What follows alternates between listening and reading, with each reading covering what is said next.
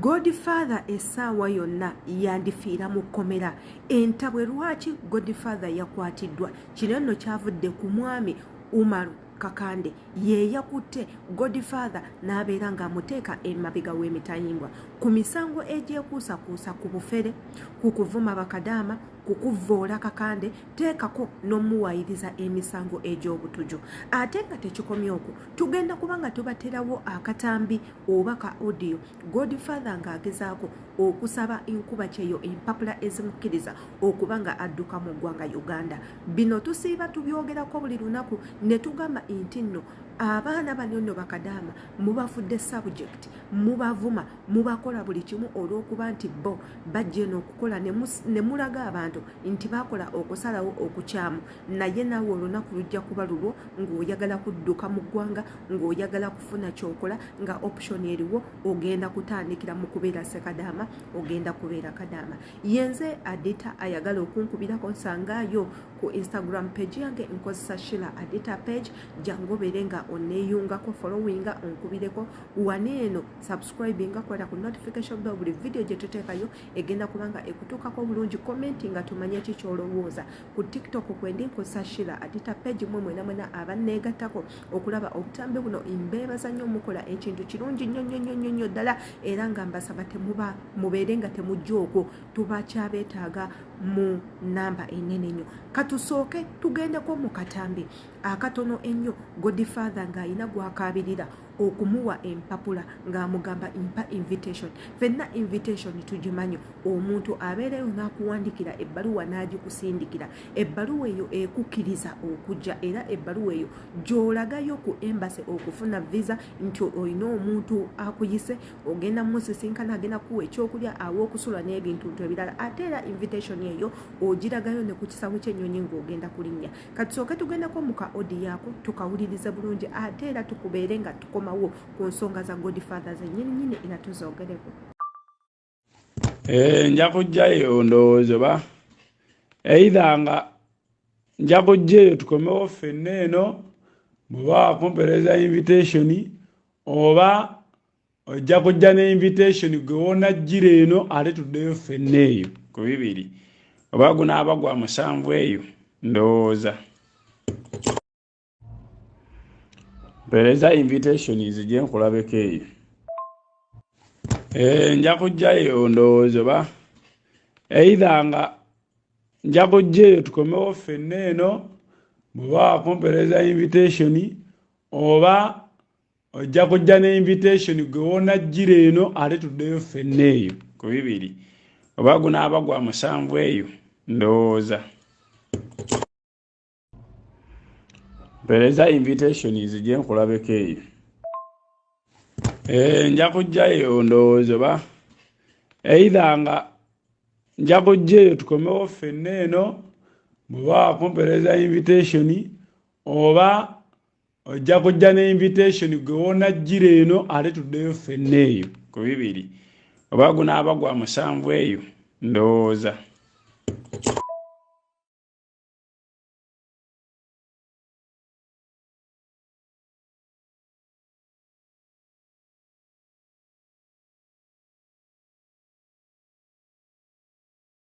Kati nno seebyo byokka ng'ovudde katambi, seebyo byokka wabula omwami Umaru Kakande gwe tumanyi nga Owa Zuulaamazima yavuddeyo n'aklarifyinga era n'ategeeza ensi nti ate mutawanya kunoonya, nze nakutte Godfather, nze namusibye olw'ensonga ezimu oba endala.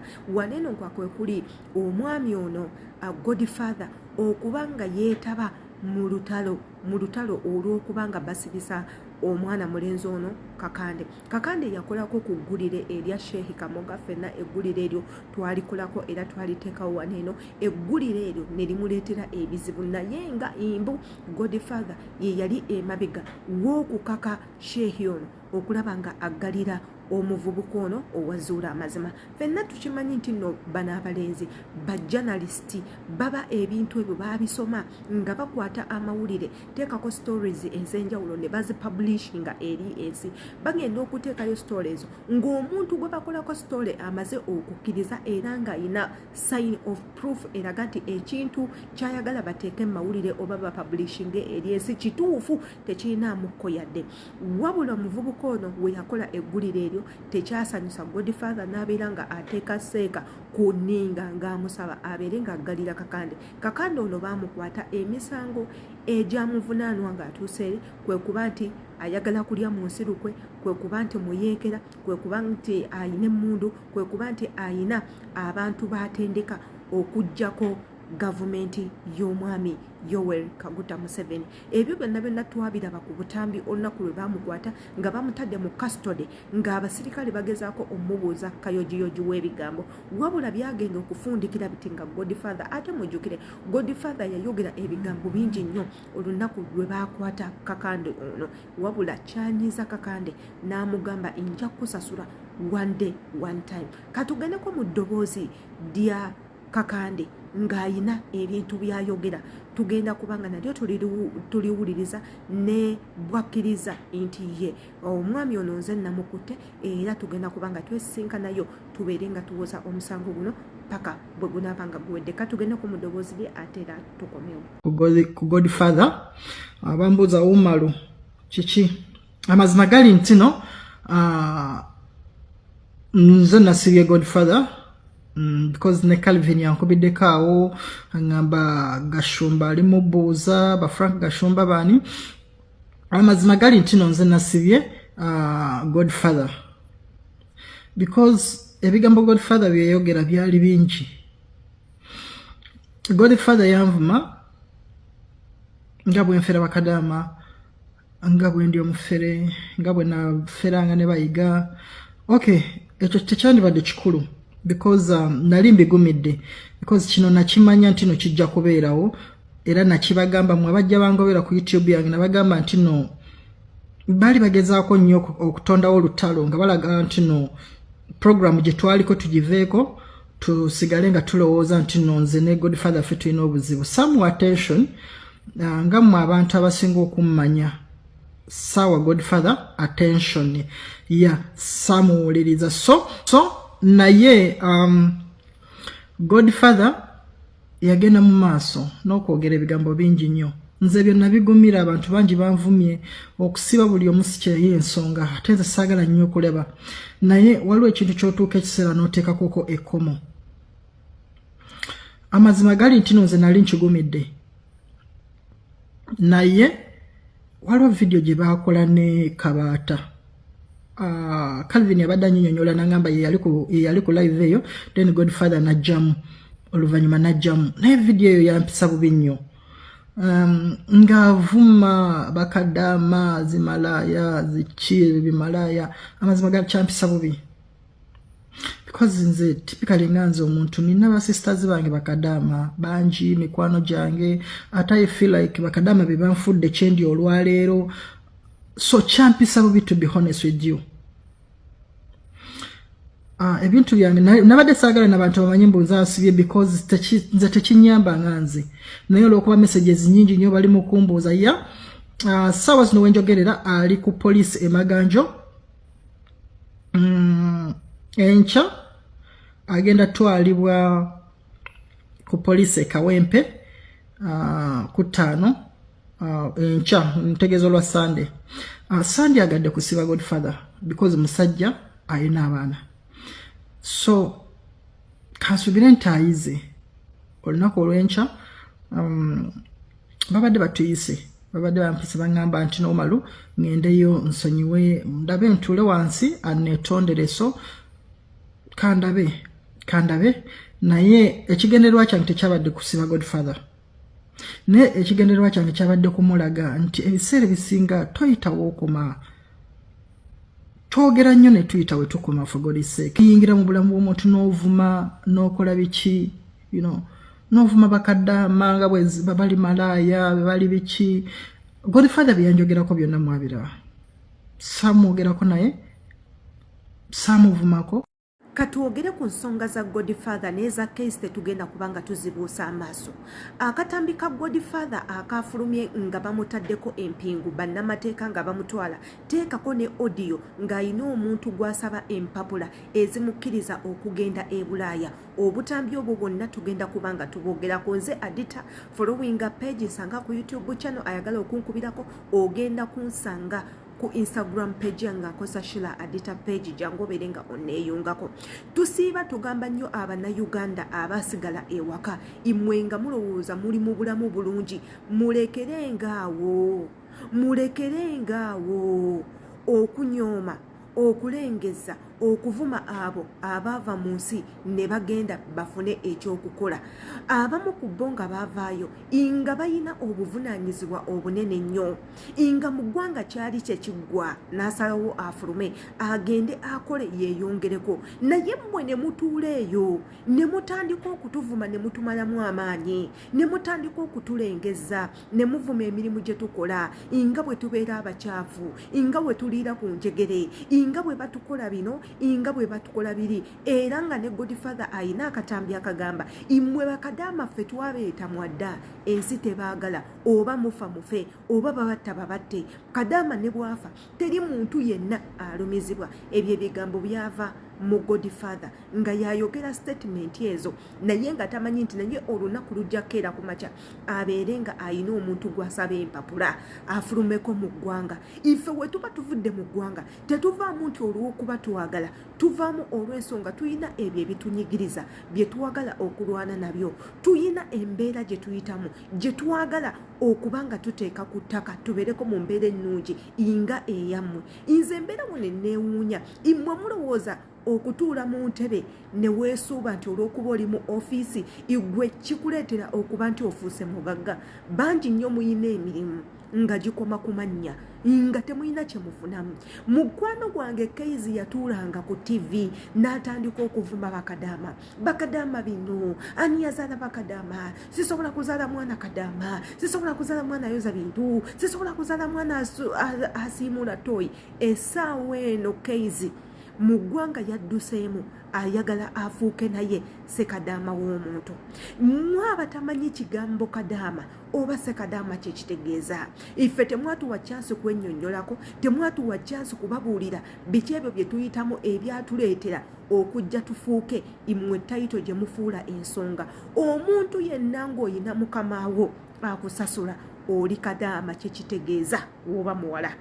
Omuntu yenna ng'oyina omuntu akusasula obeera kadaama, obeera mukozi. Kadaama kitegeeza mukozi nga tekisosodde okola mulimu ki oba okola mulimu ki, nga tekisosodde oba okoleraani oba okoleraani. As long as oyina omuntu gw'owa services ng'omuntu oyo akuwa ssente obeera kadaama, obeera sekadaama. Ate kyemwerabira kiri kimu nti abo be mugamba nti bakadaama eno emirimu gye bakola gye mugenda okukola mu Europe. Omwana ali enayoza ebintu mu Europe ogenda byolezaayo, mu America ogenda kwoza ebintu, ojja genda mu galaji okuute emmotoka, ojja genda okuute toilet, ojja genda mu restaurant obeere nga oweereza emmere. Egyo gyonna emirimu gye giri kubanga gye emirimu gy'abagwira. Ogenda kunaaza abakadde otuuke n'okunaaza emirambo mu mayumba, ogenda kubeera housekeeper, ogenda kubeera cleaner. Egyo gyonna emirimu ogenda gikola kubanga gy'abagwira mu nsi gy'oba ogenze. Era mu ekyo Keizi wakola ensobi ey'amanyi lwa nsonga wali tomanyi kikigenda kuddako mu bulamu bwo. Buli mugagga yenna ali mu ggwanga Uganda tasobola kubuulira ssente gy'azijje. Kale katutandike. Franka Kachumba yali avuddeyo n'abuulira abantu obugagga bw'ayina yabujjawa. Ku bugagga Franka Kachumba bw'ayina, omanyi omulimu gwa Franka Kachumba gwakola? Nedda. Nedda. Obugagga tebuva ku mulimu mulungi. Omuntu asobola okufuna ssente ku buli mulimu gwonna gwakola, oba gufaanana gutya oba gutya. Teri mugagga asobola kunnyonnyola muntu ssente azijjeewa. Naffe mutuwe chansi tukole. Mulekerawo okutuvumirira, mulekerawo okubanga mutumalamu amaanyi. Ogwo omulimu tolina kugukola, ogukola otya. Era mmwe ne mutuyimbamu ennyimba ne mutussa nga mulinga abagamba nti ffe tetulina kubeerawo. Naye ng'ate jjukira, nze kye nnoonya naawe ky'onoonya. ffenna tukolerera kubeera bulungi, ffenna tukolerera kufuusa bulamu bwaffe tubuteeke ku level eddako, naye ate gwe ozifudde enseko nga tomanyi ekya. Yenze Shira Adita.